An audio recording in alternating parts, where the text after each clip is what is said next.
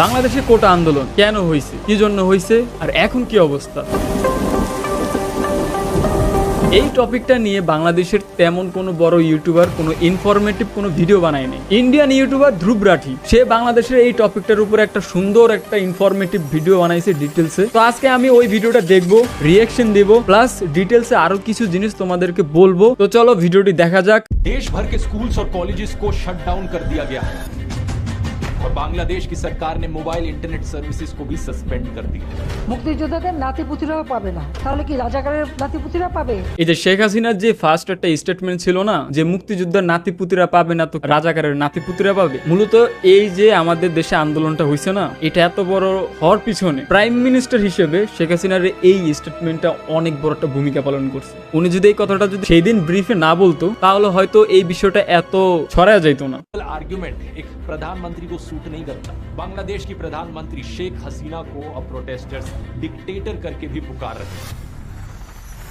नमस्कार दोस्तों, पिछले महीने बांग्लादेश में भारी संख्या में स्टूडेंट सड़कों पर उतरे प्रोटेस्ट करने के लिए। शुरुआत में तो ये प्रोटेस्ट पीसफुल ही थे, लेकिन अब हालातों ने बड़ा खौफनाक और हिंसक मोड़ ले लिया है। এইখানে যেটা বলা হয়েছে যে শুরুর দিকে যে আমাদের আন্দোলনটা হইতেছিল দেশে, ওইটা প্রথমে কিন্তু অনেকে কিন্তু জানতো না যে আসলে আন্দোলন হইতেছে কোনো একটা বিষয় নিয়ে, কারণ এত শান্তিভাবে জিনিসটা আর কি চলতেছিল। मिलिट्री कर्फ्यू डिक्लेयर कर दिया गया है। Troops on the streets, a strict curfew, a near blackout of communication. देश भर के स्कूल्स और कॉलेजेस को शट डाउन कर दिया गया है और बांग्लादेश की सरकार ने मोबाइल इंटरनेट सर्विसेज को भी सस्पेंड कर दिया। इन वायलेंट क्लैशेस में अब कम से कम 150 लोग मारे जा चुके हैं और हजारों जख्मी हैं। बांग्लादेश की प्रधानमंत्री शेख हसीना को अब प्रोटेस्टर्स डिक्टेटर करके भी पुकार रहे हैं।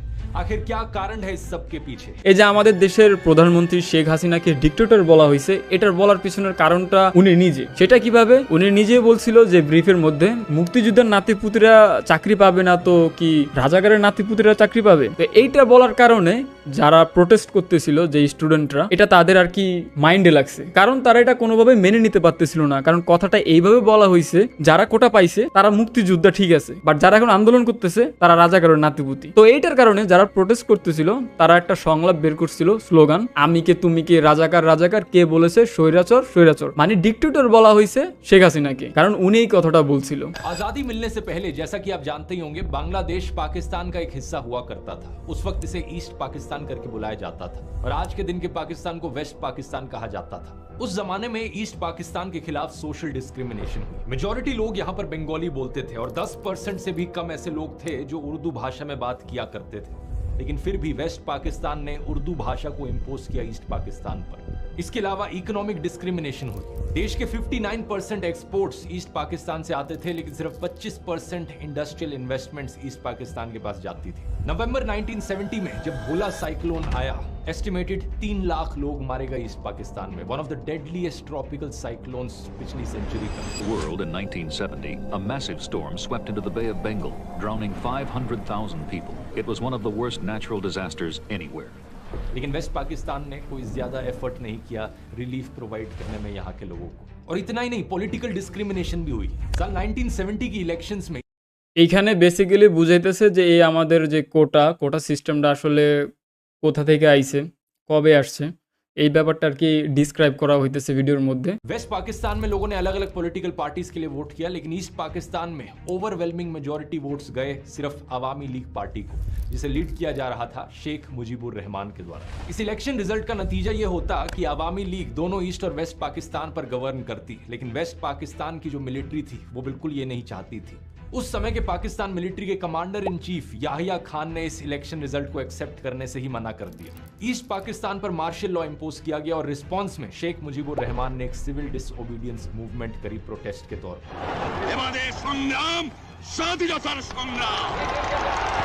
इसी समय वेस्ट पाकिस्तान की मिलिट्री ने बड़े भारी स्केल पर अत्याचार किए ईस्ट पाकिस्तान के लोगों के खिलाफ। शेख मुजीबुर रहमान को अरेस्ट किया गया और लाखों लोगों को मारा गया। एक जेनोसाइड हुआ ईस्ट पाकिस्तान में। करीब 1 करोड़ लोगों को रेफ्यूज लेनी पड़ी इंडिया में। अप्रोक्सीमेटली 50% पॉपुलेशन ईस्ट पाकिस्तान की इंटरनली डिस्प्लेस हो गई इसकी वजह से। इसी के बाद ही था कि 1971 की बांग्लादेश लिबरेशन वॉर हमें देखने को मिली। ये वही वॉर थी जहां पर इंडिया ने मदद करी और बांग्लादेश को आजादी दिलाई under the prime ministership of Indira Gandhi. Mujibur Rahman, the leader of East Pakistan, declared the region an independent republic, which he said will be called Bangladesh, the land of the Bengalis. East Pakistan में जिन लोगों ने आजादी की ये लड़ाई लड़ी, जिसकी वजह से बांग्लादेश एक आजाद देश बना, ये फ्रीडम फाइटर्स हुए। यही फ्रीडम फाइटर्स आज की सिचुएशन में रेलेवेंट हैं इस कोटा सिस्टम की वजह से, क्योंकि दोस्तों बांग्लादेश के इस कोटा सिस्टम में 30% जॉब्स को रिजर्व किया गया है फ्रीडम फाइटर्स के डिसेंडेंट्स के लिए। इसके अलावा कुछ और रिजर्वेशंस हैं, जैसे कि 10% औरतों के लिए, 10% जिला कोटा है बैकवर्ड डिस्ट्रिक्ट्स के लिए, 5% रिजर्वेशन है एथनिक माइनॉरिटीज के लिए और 1% रिजर्वेशन है उन लोगों के लिए जिन्हें फिजिकल डिसेबिलिटीज हो। মূলত কোটা সরানোর জন্য না, কোটা রিফরমেশন করার জন্য মূলত এই আন্দোলনটা করা হয়েছিল। কিন্তু এই আন্দোলনের দিকটাকে যে কিভাবে ঘুরে দেওয়া হয়েছে এটা আসলে অবাক করার মতো একটা বিষয়। এটা নিয়ে একটু পরে কথা বলতেছি। है कि एथनिक माइनॉरिटीज वाली रिजर्वेशन और फिजिकल डिसेबिलिटीज वाली रिजर्वेशन को छोड़कर बाकी सारी रिजर्वेशंस हटा दी जाए सरकार के द्वारा। यहाँ पर ये फ्रीडम फाइटर्स वाली रिजर्वेशन सबसे इंटरेस्टिंग है क्योंकि इसकी शुरुआत साल 1972 में ही हो गई थी, आजादी मिलने के सिर्फ 1 साल बाद। इनकी मिनिस्ट्री ऑफ कैबिनेट सर्विसेज ने उस साल एक ऑर्डर इशू किया था कि फ्रीडम फाइटर्स के लिए एक कोटा होना चाहिए। जिन लोगों ने अपनी लाइफ को रिस्क पर डाला, जिन लोगों ने संघर्ष किया अपने देश को आजादी दिलाने के लिए, उन लोगों के लिए 30% नौकरियां रिजर्व की जाए। नोट करने वाली बात यह है कि यह चीज सिर्फ फ्रीडम फाइटर्स के लिए एप्लीकेबल थी। बाद में जाकर 1997 में इस कोटा को एक्सटेंड कर दिया गया कि फ्रीडम फाइटर्स के बच्चों के लिए भी ये रिजर्वेशन दी जाए, और 2010 में फिर कहा गया कि उनके बच्चों के बच्चों के लिए भी ये रिजर्वेशन दी जाए। দেখো বিষয়টা হইতেছে কি, এই যে কোটার সিস্টেমটা এটাকে পরে এক্সটেন্ড করা হয়েছে। এক্সটেন্ড করার পর কি করছে, যে মুক্তিযোদ্ধা ছিল সে তো আছেই, সেই দেশের জন্য নিজের জীবন দিছে, স্যাক্রিফাইস করছে, সেজন্য সে পাবে, ঠিক আছে ওকে। তার ছেলে পাবে, ওকে ঠিক আছে, সেই ছেলের ঘরে ছেলেও পাবে। মানে এক্সটেন্ড করার পরে জিনিসটাকে এইভাবে ভাগ করা হয়েছে যে মুক্তিযোদ্ধার ছেলে, তারও ছেলে, নাতিপুতি সবাই এই কোটাটা পাবে, 30% কোটা যেটা এটা পাবে। কিন্তু এখন এখানে লজিকটা কোথায়, এখানে সেন্সটা কোথায়? যিনি মুক্তিযোদ্ধা ছিলেন তিনি ঠিক আছে, তার ছেলে ওকে ঠিক আছে মানলাম, তার ছেলে সাফার করতে পারে বাবার জন্য, বাবা মুক্তিযোদ্ধা ছিলেন সেটার জন্য তার ছেলেও সাফার করছে, সে তার বাবার যে সম্মানটা সেটাও পাইছে। কিন্তু সেই ছেলের ঘরের ছেলে কিভাবে এটা পায়, প্রশ্নটা এখানেই। एग्जैक्ट कोटा बाकी और कैटेगरीज के लिए चेंज होता रहा ओवर द इयर्स, लेकिन इन द एंड यही हुआ कि टोटल परसेंटेज 56% तक पहुंच गई। 2010 के इस ग्रैंड चिल्ड्रन वाले फैसले के बाद 2012-13 में एक बड़ी मूवमेंट भी हुई थी बांग्लादेश में इस कोटा सिस्टम के खिलाफ। इंडिया में जैसे यूपीएससी है, यूनियन पब्लिक सर्विस कमीशन का एग्जाम, ऐसे ही बांग्लादेश में है बीपीएससी का exam, Bangladesh public service commission. करीब 4 लाख ग्रेजुएट्स हर साल 3000 सिविल सर्विस जॉब्स के लिए कम्पीट करते हैं बांग्लादेश में। काफी खराब हालत है और नौकरियों की सख्त कमी है। হ্যাঁ, এই জিনিসটা আমিও এগ্রি করি যে আমাদের বাংলাদেশে তো জবের জন্য অ্যাপ্লাই করার মানুষের সংখ্যা অনেক বেশি কিন্তু জব কম। बांग्लादेश साधारण छात्र अधिकार संरक्षण परिषद ने रिफॉर्म्स की डिमांड करी बांग्लादेश गवर्नमेंट सर्विसेज में। उस समय भी क्लैशेस देखने को मिले उन स्टूडेंट्स के बीच में जो इसके खिलाफ थे और वो स्टूडेंट्स जो प्रो कोटा थे। लेकिन प्रेशर में आकर अक्टूबर 2018 में बांग्लादेश की सरकार ने सर्कुलर इशू किया कि फर्स्ट क्लास और सेकंड क्लास जॉब्स के लिए ये कोटा सिस्टम हटा दिया जाएगा। बात यहीं पर खत्म हो गई होती, लेकिन 2021 में कुछ फ्रीडम फाइटर्स के 7 बच्चों ने हाई कोर्ट में पिटीशन डाली इस कोटा सिस्टम को हटाने के खिलाफ। और 5 जून 2024 यानी कि पिछले महीने हाई कोर्ट का फैसला आता है कि जो पिटिशनर्स कह रहे हैं वो सही है। सरकारी सर्कुलर को इलीगल डिक्लेयर कर दिया जाता है और कोटा सिस्टम को वापस इंट्रोड्यूस कर दिया जाता है। यही कारण था कि पूरे देश भर में प्रोटेस्ट फिर से जाग उठते हैं।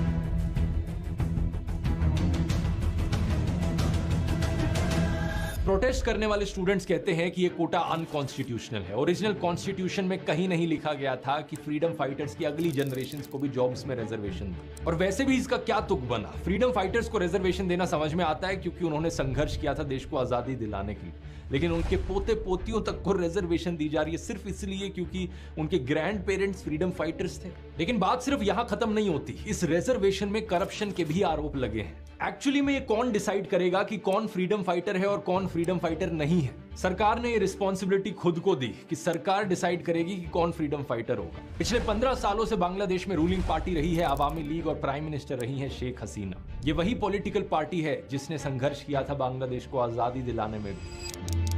प्रोटेस्टर्स का कहना है कि ये फ्रीडम फाइटर का रिजर्वेशन अवामी लीग के लोगों को डिस्प्रपोर्शनेटली ज्यादा बेनिफिट देता है। फ्रीडम फाइटर्स की लिस्ट में जिन लोगों का नाम इंक्लूड किया गया है उन नामों को लेकर कम से कम 60,000 ऑब्जेक्शंस उठी हैं और इन ऑब्जेक्शंस को सरकार के द्वारा रिजॉल्व नहीं किया गया है। 10 जुलाई को यह बात सुप्रीम कोर्ट तक पहुंचती है और सरकार हाई कोर्ट के फैसले के खिलाफ सुप्रीम कोर्ट में जाती है अपील करने। सुप्रीम कोर्ट हाई कोर्ट के फैसले पर रोक लगा देता है, लेकिन प्रोटेस्ट रुकते नहीं है। स्टूडेंट्स और टीचर्स के अलावा बांग्लादेश की ऑपोजिशन पार्टीज भी इसमें जुट जाती हैं, जैसे कि बांग्लादेश नेशनलिस्ट पार्टी। प्रोटेस्टर्स को कन्फ्रंट करने के लिए 7,000 से ज्यादा पैरामिलिट्री के ट्रूप्स बुलाए जाते हैं। पुलिस यहाँ पर टीयर गैस, रबर बुलेट्स और साउंड ग्रेनेड्स का इस्तेमाल करती है। এখানে যে যে জিনিসগুলা ব্যবহারের কথা বলা হয়েছে, এটাকে আসলে ব্যবহার করার কোনো রাইট ছিল স্টুডেন্টদের উপর? প্রয়োগ করা কি বাধ্যতামূলক ছিল? এটা আমার কোয়েশ্চেন অ্যাকচুয়ালি তোমাদের কাছে যারা এই ভিডিওটা দেখতেছে। তো আমি জানতে চাই যে আসলে রাবার বুলেট, টিয়ার গ্যাস, তারপর সাউন্ড গ্রেনেড এগুলা কি বাধ্যতামূলক ছিল? কারণ আমি যতটুকু জানি আন্দোলনের শুরু থেকে জিনিসটা অনেক শান্ত ছিল, শিথিল ছিল, কোথাও কোনো ভাঙচুর হয় নাই, কোথাও মারপিট হয় নাই, কোথাও কাটাছিড়া হয় নাই। আর এখানে আরেকটা কথা বলা হয়েছিল যে এটার মধ্যে কিন্তু থার্ড পার্টি আরেকটা টিম ঢুকে গেছিল, যেটা হচ্ছে মানে ধারণা করা হচ্ছে বিএমপি বা জামাত শিবির টাইপের, এটা ধারণা করা হচ্ছে তারা ঢুকে গেছিল। এটা আমিও কিছুটা সহমত। যেই কর্মকাণ্ড রিসেন্টলি কয়েকদিন আগে হয়ে গেছে ওইটা স্টুডেন্টরা সাধারণত করতে পারে না। इसके सेक्रेटरी जनरल की तरफ से भी स्टेटमेंट आती है कि सरकार डेमोन्स्ट्रेटर्स के खिलाफ कोई भी थ्रेट और वायलेंस ना इस्तेमाल करे।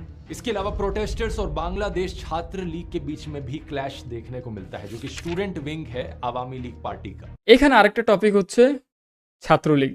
ছাত্রলীগ গঠন করা হয়েছিল বাংলাদেশের ছাত্রছাত্রীর নিরাপত্তা বা সাধারণ স্টুডেন্টদের জন্যই মূলত ছাত্রলীগ গঠন করা হয়েছিল। তো সেইখানে কেন সাধারণ ছাত্রছাত্রীদের সাথে ছাত্রলীগের এরকম একটা সংঘর্ষ হলো? কেন তাদের হাতে সাধারণ ছাত্ররা মারা গেল? কারণ আপনার আমার কোনো রাইট নাই একটা মানুষের জীবন নেওয়ার। তারাও ছাত্র, এরাও ছাত্র, দুইটাই কিন্তু স্টুডেন্ট। বিষয়টা বুঝতেছেন? दोनों साइड्स एक दूसरे को ब्लेम करती हैं। सरकार के लॉ मिनिस्टर कहते हैं कि सरकार प्रोटेस्टर्स के साथ बातचीत करने के लिए तैयार है। ये कहा जाता है कि सुप्रीम कोर्ट में एक अर्ली हियरिंग की कोशिश करी जा रही है ताकि जल्द से जल्द फैसला आए। ढाका यूनिवर्सिटी के बाहर स्टूडेंट्स नारे लगाते हैं कि हम अपने भाइयों का खून बर्बाद नहीं जाने देंगे। सरकार प्रेशर में आकर एक जुडिशियल प्रोब कमेटी की भी फॉर्मेशन करती है वायलेंस के इंसिडेंट्स को इन्वेस्टिगेट करने के लिए। आवामी लीग के जनरल सेक्रेटरी कहते हैं कि सरकार कोटाज में इंटरफेयर नहीं करेगी, सुप्रीम कोर्ट के डिसीजन का इंतजार किया जाए। लेकिन प्रोटेस्टर्स का जो मेन ग्रुप था स्टूडेंट्स अगेंस्ट डिस्क्रिमिनेशन, वो अपनी सरकार के इंटेंशंस पर डाउट करता है। उनका कहना है कि प्राइम मिनिस्टर ने एक शब्द तक नहीं बोला उन मर्डर्स पर जो उनके पार्टी के एक्टिविस्ट ने किए।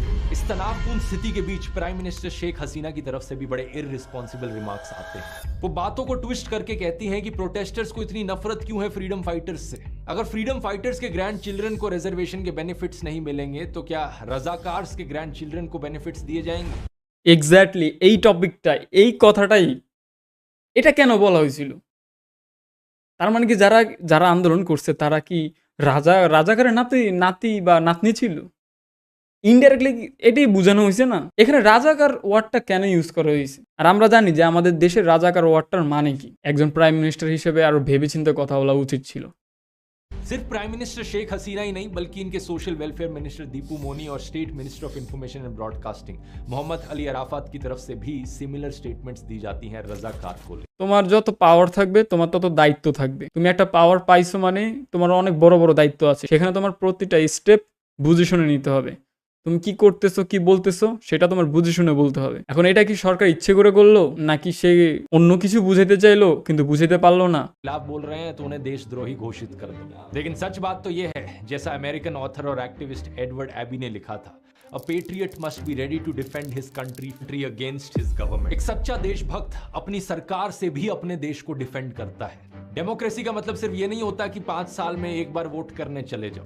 डेमोक्रेसी एक डायनेमिक सिस्टम होता है जहां पर लोग पॉलिटिकली अवेयर होने चाहिए। जनता बार बार देश की सरकार को अकाउंटेबल ठहराते रहे, जांचते रहे कि सरकार सही काम कर रही है या नहीं कर रही, और जरूरत पड़ने पर सरकार के खिलाफ भी खड़ी हो। प्रधानमंत्री शेख हसीना का ये कमेंट प्रोटेस्टर्स पर एक क्लियर कट एग्जाम्पल है स्ट्रॉ मैन फैलेसी का।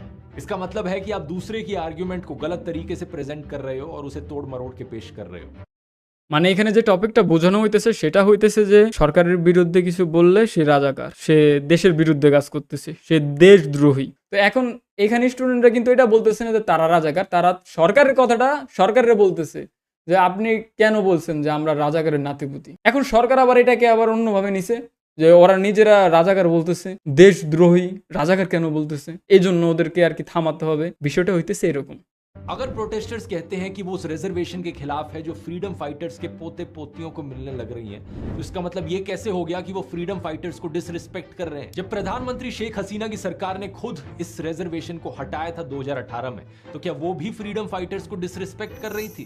এইখানে যে বিষয়টা বোঝানো হয়েছে সেটা হইতেছে যে সরকার যখন বলছে যারা মুক্তিযোদ্ধা তারা কোটা পাবে নাকি, রাজাকারের নাতিপুতিরা কোটা পাবে নাকি, এটা এই কারণে বলছিল এখানে মুক্তিযোদ্ধা যারা তাদেরকে অসম্মানিত করা হচ্ছে। ছাত্রছাত্রীরা আন্দোলন করছে বলে সেটা মুক্তিযোদ্ধা যারা ছিল তাদেরকে অসম্মান করা হয়েছে। তাহলে আপনি 2018 সালে যে কোটা বাদ দিয়ে দিয়েছিলেন সেটা কি সম্মানের ছিল? মানে এখানে এই বিষয়টা আর কি ধ্রুবরাটি বুঝাইতেছে। কথায় কিন্তু লজিক আছে। যদি এইটা অসম্মানই হয় তাহলে আপনারটাও অসম্মানই হয়েছে। মানে শাক দিয়ে মাছ ঢাকার মতো একটা ব্যাপার স্যাপার হয়ে গেছে না?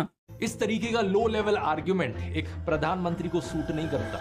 এক্স্যাক্টলি, প্রধানমন্ত্রী হিসেবে এইসব লো লেভেলের আর্গুমেন্ট আসলে মানায় না। আমি যেটা বলছিলাম যে আসলে যত বেশি পাওয়ার থাকবে, যত বড় পাওয়ার থাকবে, তত বেশি দায়িত্ব থাকবে। रिक्वेस्ट करूंगा प्राइम मिनिस्टर शेख हसीना से थोड़ी मर्यादा रखिए। এখানে যে সমস্যাটা তৈরি হয়েছে, এই সমস্যাটার পিছনে যদি আমরা ছাত্র সমাজকে ব্লেম দিতে চাই তাহলে এখানে সরকারও দোষ আছে। তিনি বুঝে শুনে স্টেপ নেওয়া উচিত ছিল। তিনি চাইলে কিন্তু এটা আগেই সলভ হয়ে যেত, কিন্তু তার মাঝখানে মানে আগুনের মধ্যে ঘি ঢালার মতো একটা ব্যাপার হয়ে গেছে। আগুন লাগার কারণে মানে এই যে ঝামেলা হওয়ার কারণে আমাদের অনেক সাধারণ ভাই বোনরা মারা গেছে। মানে তারা কি চাইতে গেছিল? তারা তো কাউকে মারতে চায় নাই, কাউকে কাটতে চায় নাই, কারো গায়ে হাত তুলে নাই। তারা একটা সাধারণ জিনিস কি চাইছে, যে তারা এত কষ্ট করে ঢাকা বিশ্ববিদ্যালয়তে পড়াশোনা করতেছে বা একটা ভালো জবের জন্য পড়াশোনা করতেছে, তারা চাইছে যেন তারা জবটা পায়। তাদের একটা অধিকার তারা চাইতে গেছে, তার জন্য তাদের জীবন হারাইতে হয়েছে। যখন বাইরের সাথে হয় তখন ঘরের মানুষ কিন্তু আমাদেরকে সাপোর্ট দেয়, আমাদের আব্বু আম্মু বা ফ্যামিলি সাপোর্ট দেয় আমরা যখন বাইরের কারোর সাথে যুদ্ধ করতে যাই। কিন্তু যখন যুদ্ধটা ঘরের মধ্যে হয়ে যায় তখন সেটা কেমন হয়, কেমন লাগে সেটা? তখন এই যে কোটা সংস্কার করা, এটা তো ফার্স্ট একটা স্টেপ। এটা করলে কিন্তু এই সমস্যাটা সলভ হবে না। এখানে মূল সমস্যা হইতেছে জব। সরকারের উচিত জব তৈরি করা, জবের অপরচুনিটি বাড়ানো। কারণ আমাদের দেশে যেই লেভেলে প্রতি বছর জবের জন্য পরীক্ষা দেওয়া হয় সেই লেভেলের জব কিন্তু নাই, অত সিটই নেই। যারা কমন সেকশনে আইসা বলছো তাদের মধ্যে সবাইকে আমরা ফিজিক্যালি উপস্থিত থাকতে পারছি, কিছু করতে পারছি?